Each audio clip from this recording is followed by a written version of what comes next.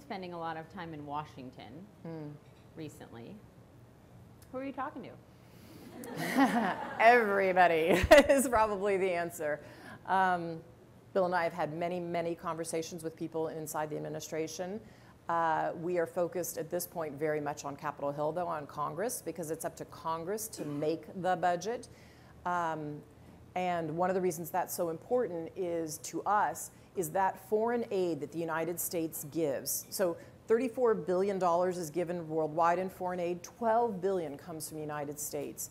It is why we are seeing more nations move from low income to middle income. If you look at South Korea, used to be a low income country, they're middle income now. They actually give aid to the rest of the world. We put them on that path. So if Congress doesn't keep up foreign aid, all this progress the world has made of lifting people out of poverty, of creating middle income countries, that will start to slide backwards. And so we are counting on Congress and reminding them that there's great bipartisan support for foreign aid. Who's been most helpful to you in Congress? A number of people. And I want to keep that behind the scenes because across those are parties? Across both parties. There are a whole host of people speaking out and doing the right thing because they know that this aid makes a difference. And I think sometimes we have a misnomer. We think, oh, well, the Democrats are for this and the Republicans aren't. No, if you go back and look at foreign aid, some of the biggest increases were under President George Bush. Yep. The president's emergency plan for AIDS relief was put in by George Bush. That was the biggest increase in foreign aid.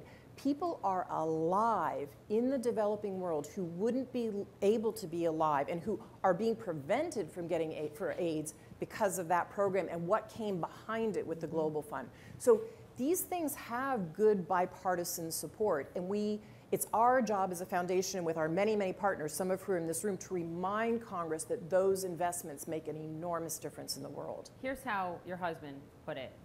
In February, Bill said he's concerned that the America First rhetoric could threaten global security. The president is speaking at the UN in an hour. We don't know what we'll hear. America First has been much of his platform. Do you share the same concern as your husband on this front? Definitely. We are a global world. We aren't just America as an island anymore. All you have to look at is peace and security around the world, or look at diseases, how they cross borders. Ebola showed up in our country, sure. Started in West Africa, right?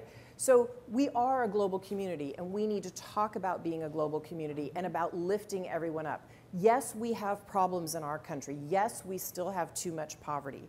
We need to work on that, but we also need to work on the rest of the world, because if we want peace and security, we need to make sure that everybody has the chance to grow up and live a healthy and a prosperous life. What is the number one thing? Well, you said you've been in Washington a lot with the administration. I assume that means, I know your husband has been to the White House. Have you been to the White House? Yes. Okay. What is the number one thing the Trump administration could do right now to advance these causes, and specifically your cause for women and girls? To advance causes, they should put money behind them. If you believe in women, you fund things for women. You fund family planning. You fund women's health. The power is in the money. The way we've made progress in Africa and India and Bangladesh is that we funded things. Bangladesh, why have they have a lower population? Why are they starting, eking by, getting on a road to prosperity? It's because we funded stuff like family planning. Africa is about to have the largest adolescent cohort coming through the continent in the next 15 years. That cohort of adolescents has either the opportunity to change their countries if we make the right investments, we help them with family planning, we help with education. They will lift up their continent if we make the right investments.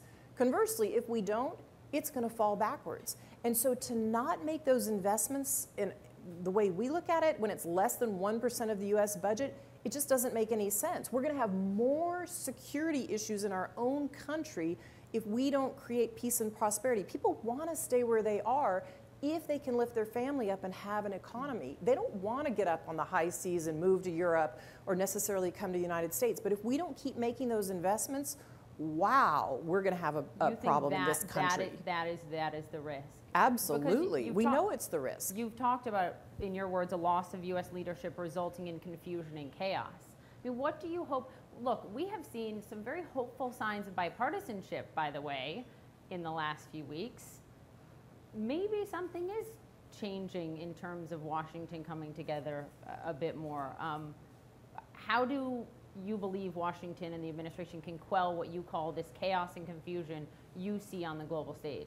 They can fund foreign aid. And one of the things we're seeing come together, both in the House and the Senate, is, the president put in, to be frank, $0 for family planning. He took a budget that was over $600 million, and his budget says 0. So that tells me what he thinks about women, 0, right? And yet we know that's the thing that will lift women out of poverty. It says women aren't important, that family planning is not important, that you don't believe in this. But however, Congress, both the House and the Senate, have put pockets of money in for family planning. It says to me, they know that making investments on behalf of women is important. It's what we have done for a long time as a country.